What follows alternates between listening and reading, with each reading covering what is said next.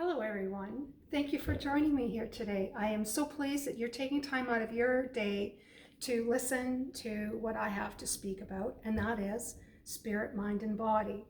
Now, this is a very personal theology of mine that I've embraced through guidance I received quite some time ago, and I'd say a few years ago. And it's always been one that when I pursued on studying my spirituality, it was around really who we are first and foremost as a spirit body, as this light being. We always talk about how we are light, but to actually see ourselves as light, to embrace ourselves as light, to recognize our oneness and our Holy Trinity, first and foremost above every other human experience, is what I have embraced through my teachings and research and studies that I've been doing. Now, it's not always easy through the human experience to always be mindful of, the light that is within us. However, when we are in our mindfulness and we are in our focused state and in our sacred regimes and practices and rituals, this is about where we are in our mindsets and where our heart base is, and that is as a spirit first. Now, to understand that we are in our oneness, and this in the Holy Trinity of the spirit, mind, and body, is about mastering our spirit. When we can actually be within that space, that timeless space, and be practicing and living and exemplifying and resonating everything that we are of spirit first, we are mastering our spirit. And of course, each challenge that comes along the way within everything that we do helps us to master our spirit even more. Now, I have a lot to speak of, and I have notes with me, so bear with me as I make reference to them as well too. Now, the essence of our tapestry within our spirit, mind, and body is a holy energy that runs through us, that vibrates through us, that ignites us, that holds ourselves together and actually within our authenticity. So this energy that resonates through us is our holy essence, and it is that is of God, that is of the source, that is the all that is. Whatever your frame of reference is to your power, to your greatest power, that you believe that is out there, that is what runs through you, and that's what vibrates through me. And that is this energy. Not only is it of that higher source, but it is comprised of love. Now, love is the only ingredient from where I believe, from where my heart base is the one factor, that's that golden nugget within our being of ourselves that delivers and executes all kinds of attributes of who we are, whether that be compassion and kindness and generous. So all of those things come out of, they're all love based. So to me, there's only that one form of energy, and that which is love. And that is timeless, and it's abundant and never ends. It's who we are. Now, because of us being in our spiritual beings, that we are spirit first, we have this, not only because we're spirit, we have responsibilities to ourselves and to everyone else as well, not just to ourselves, but to everyone. In order to be of service or to be that for someone else, though, we have to be caretaking ourselves. So our spirit responsibility is to infuse love into everything that we do, for all our interactions, engagements, how we show up in all our relationships, how we respond, every aspect of our experience within this human body form that we're in. We are here to infuse love into everything. Now, throughout love is a frequency and a vibration that is so healing as well too. So not only it's a loving capacity, but it is also a healing frequency as well. So no matter what it is that we are going through or what it is that we are experiencing, we're also infusing healing at the same time.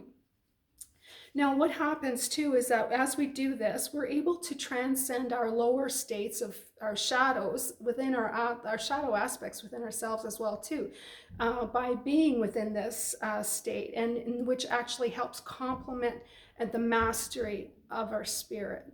So the more that we embrace who we are in oneness, who we are as one, as the light, as the spirit, we are and mastering and exemplifying that love. We are also healers and mastering what our responsibility of spirit is. And by doing that, we honor how we show up. By honoring spirit, we're showing up in our spirit, mind, and body in the most healthiest, most invigorating and thriving way possible. Our focus of intentional, heart-centered living becomes even more defined and even more targeted. It becomes even more clear and obvious, even though we may not be able to finger point it at any given moment. It is through the moment of experience that it recognizes within us and that we recognize it. And so as we do this, we also invoke a powerful healing through that energy, and that is when we actually become spiritual leaders. So not only then are we looking after ourselves, and when we're caretaking others, we become spiritual leaders. So this is actually what's been called spiritual leadership. Now, also another thing that's through spiritual sustenance, we have to be able to nurture our spirit, mind, and body. This is about sacred practices. It's about going within, inner connection. It's that spiritual nourishment, that enlightenment, that energy and that buzz in which we kind of get off on. And that's where we supplement our spirit and we supplement our soul and our mind and our body. But also, paradoxically speaking, we not only get it through all the good stuff, but we're actually also getting this nourishment through contrast. And you probably question, well, how is that even possible when contrast is something that is not something that we'd be readily accepting of, but it is through contrast in which we have a clear understanding and a focus as to what it is we want for ourselves and what direction we're going. We can then easily, more readily relate to discomfort and dis-ease. When we understand the greater discomfort, then we have an understanding that there's a desire that's towards something that it is of what we do want. So when we have this clarity and this awareness and this recognition, we feel then we have purpose. Even though we may not always necessarily be able to define it and fully understand it, or think we've acquired it, or we've even yet to experience part of it, there's a feeling, a deep sense within us of purpose. And then we feel appreciation as well for what it is we do have and what we want more of. So contrast actually does a lot for us. And most significantly, we wouldn't be driven by such an unseen force within us as well either, to seek and acquire and achieve a deeper connection to our divine source. And therefore, we wouldn't be able to transmute the dark to the light. Now, within spirit, mind, and body, there's an inner body aspect to ourselves as well, too. And this is actually referred to as our spirit. It's our governing holy essence of who we are, our authentic self and our soul. I mean, you look in the mirror and you look in your eyes and you can see. You don't have to have anybody tell you this. So by releasing the old paradigm of the collective thinking that we're merely just a physical form who have spiritual belief systems and that the mind is just the mind, we can actually adopt a new perception and way of being about how we see ourselves. So this spiritual body, this inner body, is our sanctuary. This is our holy place that we are, but that is also within us. It's abundantly supplied with all the life force energy we could ever possibly need. It's borderless, it's ever present, it's omnipresent, it's our spiritual essence. It gets me excited just talking about this stuff, but it's also so much about the divinity within us that breathes us and breathes through us at all times, and that connects to every aspect within who we are and all our interactions of what we do. by dropping into this place. And it's important we do that, to have practice to do that. We fill up and replenish ourselves in a way that we become more vibrant. We have acknowledgement and awarenesses around our desires. We feel grounded in who we are. There's this certainty, this confidence that was within us, that we just feel so much more powerful. And we also elicit healing within us as well too. Not just within our spirit, but our spirit, mind, and body. And I'll get to that here in a moment, how that all is linked together. So the more frequent and disciplined we can be within this holy practice of going within in our holy body, we actually acquire a deeper understanding and knowledge and relationship with ourselves, with our spirit, which is really, really important. Because the more we do that, the more we go into this place, the more that as we're interacting in our external world, the more we still become our spirit being our primary, who's showing up with us, alongside us, and within us in all our experiences. And miracles happen as well too. So this is another thing, we get to co-create. We're co-creators of our miracles, and we actually see it happen because of our relationship and our collaboration and our partnership with Spirit. So our higher consciousness, when we commit to our spiritual growth, there's a discovery of our higher consciousness that we tap into, that's so abundant of all our potentials, possibilities, and possibilities that are available to us. We don't feel lack, we don't suffer. This is about going into this big playful area of expansiveness. And it's being there where we actually feel fulfilled, and we have no other expectation other than being in the now. We're just showing up. We can be our most vulnerable here, and it feels so good to be vulnerable with no boundaries, no confinement. We're exposing our spiritual selves, and that is the most liberating feeling possible. And when we can do that, we put ourselves into harmony with the rest of everything that we have, and that's so intricately woven within us. So we're in harmony with our mind. And because we're in harmony with our mind, we're in harmony with our body. And because our body's in harmony with our mind is because our emotions are intact. We're more grounded in who we are. We're more thoughtful, we're more heart-centered, we're more joyful. There's so many great things that come out of being like this.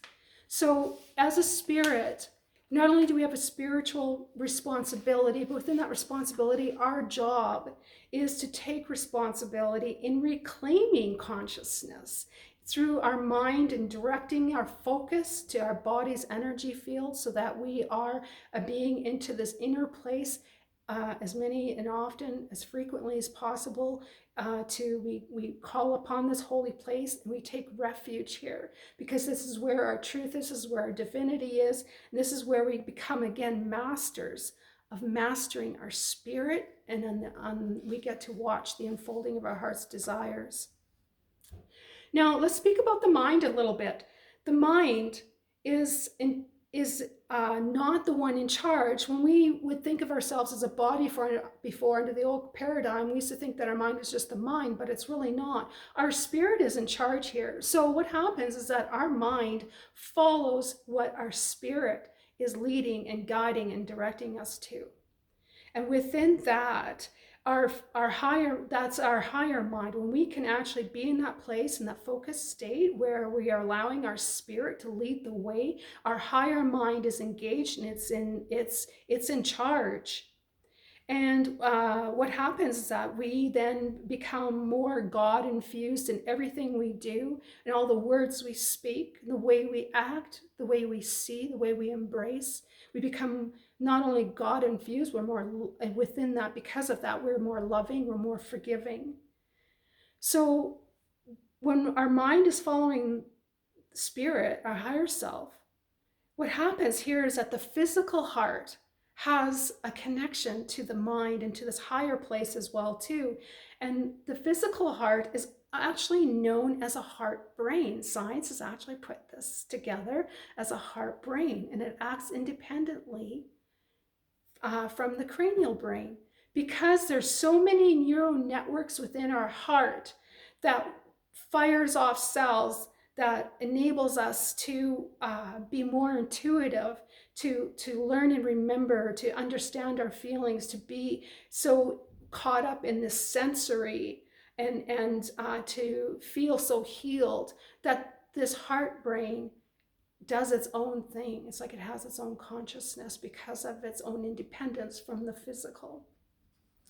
So as we embrace and adapt and adopt these theologies and become more into spiritual residents, we have the ability to harmonize our heart and brain into one system. And that's the most coolest thing that I found throughout my research as well too, is that we become so in tune with who we are in our mind's activity that because we are more in lead and in charge of, like our higher mind is more in charge, our lower mind has it's very dull, it's very quiet. So we can discern what the higher mind is saying all the time.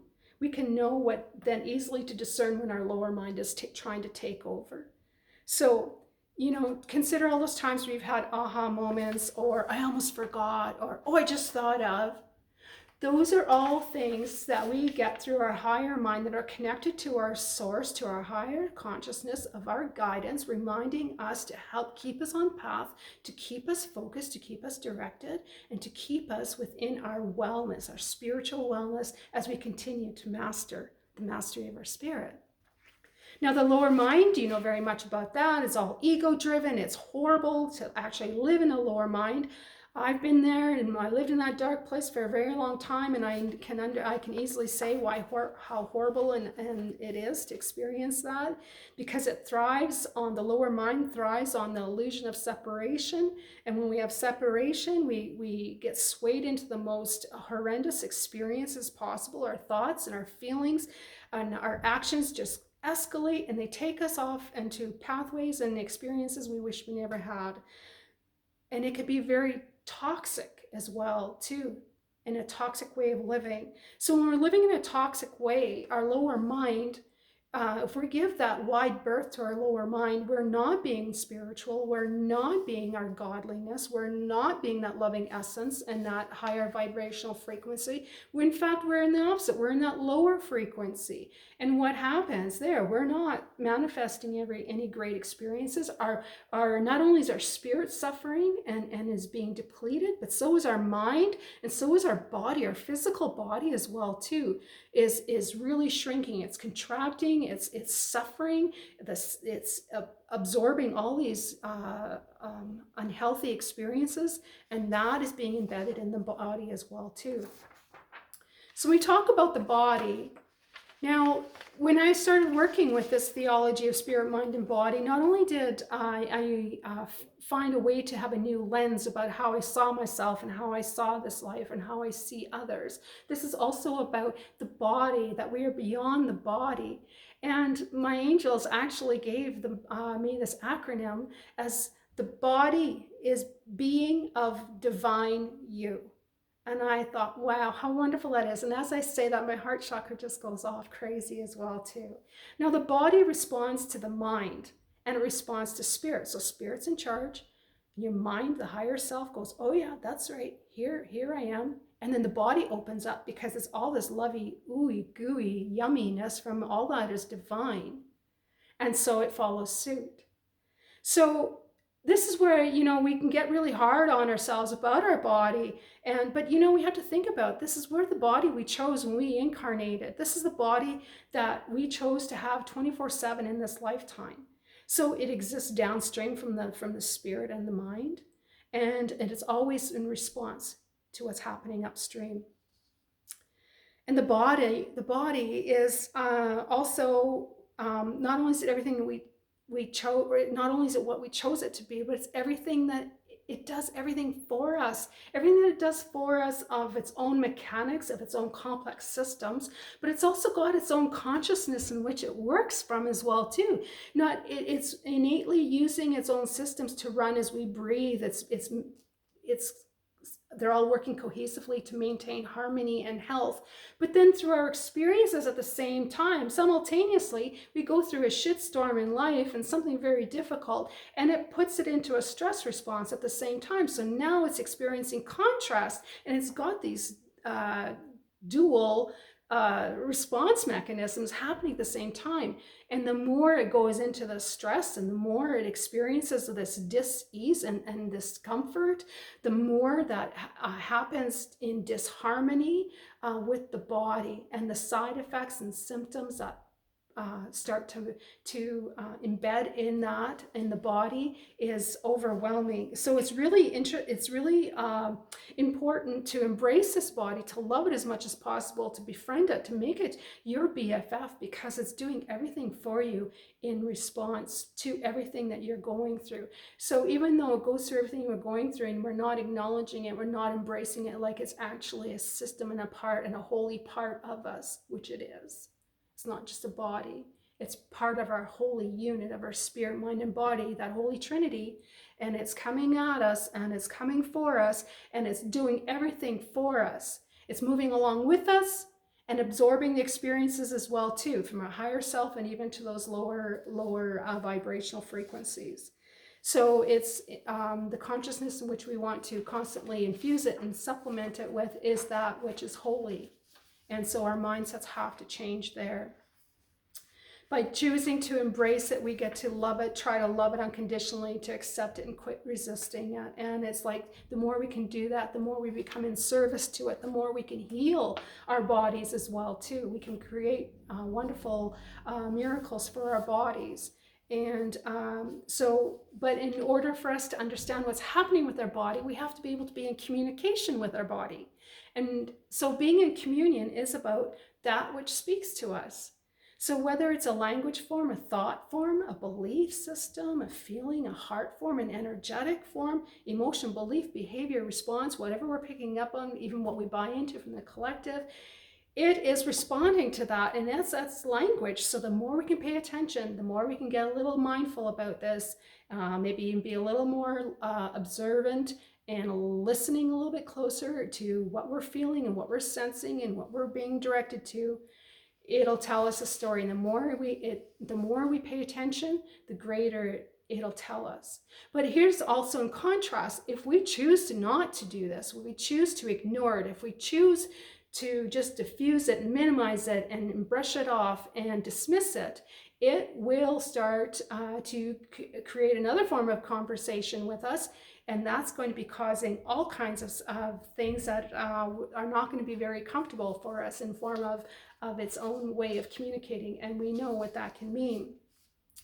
Now, I want to talk a little bit more about the body, because not only is it about, what it can tell us through our experiences, it absorbs. It has this magnificent memory capacity to absorb everything about an experience that it goes through. Now, not only about the highs, the joys, the harmony, and all the love, but let's also think about all the lower vibrational frequency experiences in which it goes through. It gets traumatized by that. Now, trauma is any disturbance in life that interrupts the body's natural patterns and its rhythms, and then it affects the mental, emotional, and physical bodies, and it sits and absorbs in the body's cellular memory. And its memory is so unique to a capacity that is boundaryless. It really is painful, but boundaryless. It'll keep absorbing, and the more we suppress and the less we express, and the more our thoughts and our feelings and the more we contain without expressing it, the more the body hangs on to. So then what happens? It starts holding on to this memory, and we get symptoms. I want to just talk briefly about what some of these symptoms are. That when the body is no longer able to assimilate the energy, it manifests in any form of illness, symptom, disease. Now here's a few examples. When we resist our archetype of the feminine, those idealisms of being feminine, of being a woman, and where we have more masculine imbalance of energies of masculine and feminine, and we're not in that feminine, we actually start to, not only one, on a spiritual level, it is about rejecting the divine feminine, but what it does physically as well too, is that we become invested more in, one, to be having difficulties with women in our relationships. We develop health problems within the female health around sexuality and sensuality, whether that be in hot flashes to limited sexual pleasure to our periods, cramps. Also too about, not only is it about maybe being having some of these manifest within us too, but that could happen through trauma of being sexually abused. And so those, there's all kinds of intensities that manifest within the body as well. So the body trauma, the body memory, all of that stuff is incredible. So our body's way of communicating is about a positive or negative, and it's up to us as our spiritual mastery to understand those positives, as infuse as much positive, and heal the negative in which we have put our bodies under. So now here, if I feel so strongly about this. This is actually the time where we need to stop taking the body for granted. It's extremely important that we don't shrug it off and just ignore it, just think that it's just a body. It's time to pay special attention to it, to take time with our body, to compliment it, to love it, to embrace it, to celebrate it. And also too, that the more that we can move into acceptance with our body, the more we quit resisting this body or the parts we don't like, the more that we move into embodiment as well too. So that is about being able to be more spiritually in residence with our body.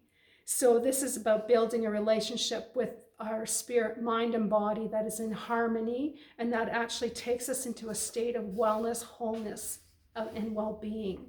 So our overall health of our spirit actually is the very foundation of our mind-body wellness.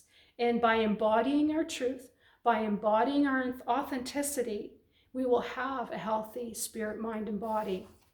I hope you've enjoyed this. There's so much more I could share with you, and that detail I could put in between time.